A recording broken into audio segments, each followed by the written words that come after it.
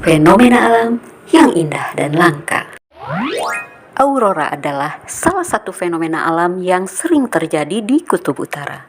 Aurora lebih sering dikenal dengan cahaya dari utara. Aurora terbentuk karena proton dan elektron hingga medan magnet dan cahaya matahari. Fenomena bunga beku sering terjadi di dataran tinggi yang memiliki suhu dingin yang ekstrim. Bunga beku bukanlah sebuah bunga yang membeku karena dingin, melainkan gumpalan es yang membeku berbentuk menyerupai bunga. Awan lentikular merupakan fenomena atmosfer biasa yang sering muncul di atas gunung atau perbukitan. Fenomena awan unik yang terbentuk di atas gunung karena adanya gangguan aliran udara dan suhu rendah. Di Indonesia, awan lentikular pernah terjadi di puncak Gunung Lawu, Gunung Ungaran, Gunung Merbabu, dan Gunung Merapi. Assalamualaikum warahmatullahi wabarakatuh. Halo semuanya. Semoga sedang dalam keadaan sehat, damai, sejahtera. Oke deh.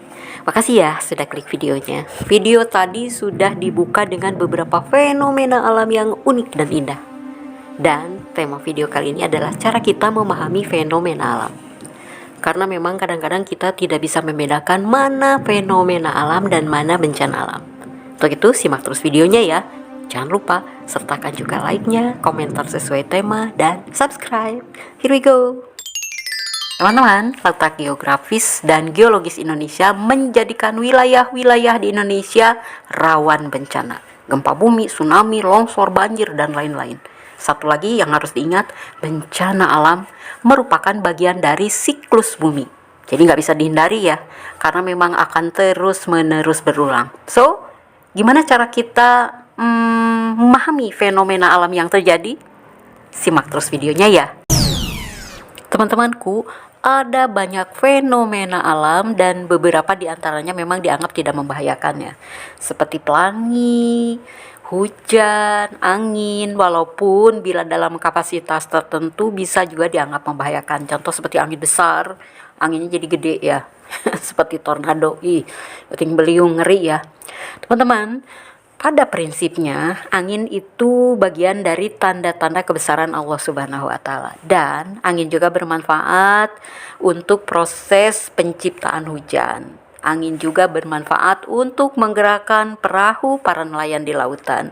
Kemudian juga membantu proses kawin silang pada jenis tanaman tertentu.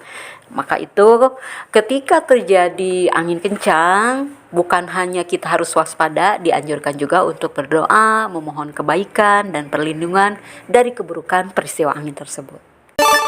Fenomena alam adalah suatu kejadian ataupun peristiwa di muka bumi dalam kurun waktu tertentu. Kejadiannya itu bisa atau tanpa bisa kita prediksi. Contoh, fenomena alam seperti tsunami, letusan gunung berapi, gempa bumi, tornado, banjir, dan lain-lain. Teman-teman, peristiwa bencana alam yang terus-menerus berulang di muka bumi, termasuk Indonesia, seharusnya bisa membuka cara pandang kita terhadap rangkaian fenomena bencana alam. Artinya, alam itu bukan hanya penyedia sumber daya, tapi juga berpotensi menjadi pembawa bencana.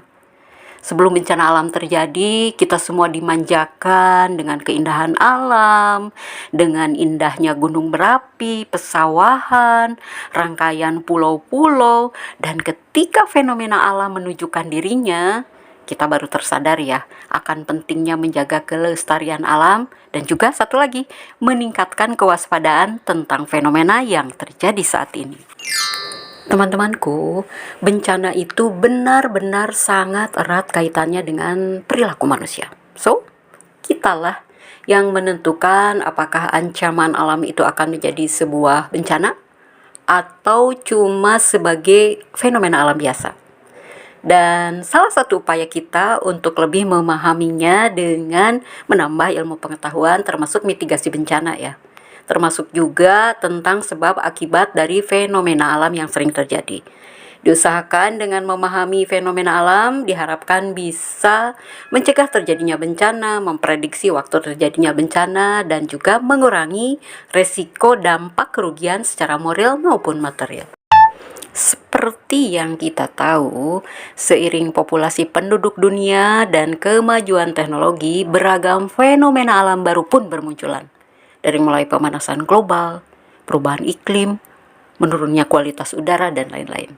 Teman-teman, semua akan jadi sebuah bencana di masa depan kalau kita tidak mencoba memahami fenomena alam yang terjadi. Karena faktanya, kerusakan lingkungan hidup akibat ulah manusia ternyata lebih besar, lebih banyak dibandingkan kerusakan akibat faktor alam. Teman-teman, contoh penebangan hutan, pembakaran hutan, membuang sampah di sungai, dan lain-lain. So, mari kita jaga kelestarian alam ini dengan menghindari tindakan-tindakan yang merusak alam sekitar kita. Teman-temanku, agar kita bisa hidup tenang, nyaman, tentram, sekaligus juga damai, kita perlu juga menjaga lingkungan sekitar. Bukan hanya mengeruk keuntungan dari hasil kekayaan alam, tapi juga harus peduli meningkatkan kepedulian atas dampaknya pada lingkungan. Contoh kepedulian kita dengan menghemat air, menghemat listrik, ikut menjaga flora fauna langka, reboisasi, dan lain-lain. Teman-teman, selain itu, karena kekayaan keindahan alam ini adalah karunia Tuhan yang diberikan kepada kita, sepatutnya lah kita harus senantiasa mensyukuri, merawat, dan menjaganya dengan baik. Alam dapat bersahabat kalau dijaga dengan baik. Kelestarian lingkungan harus tetap dijaga demi keberlangsungan anak cucu kita di masa depan. Tetap sehat, semangat, bahagia bersama alam. Wassalamualaikum warahmatullahi wabarakatuh.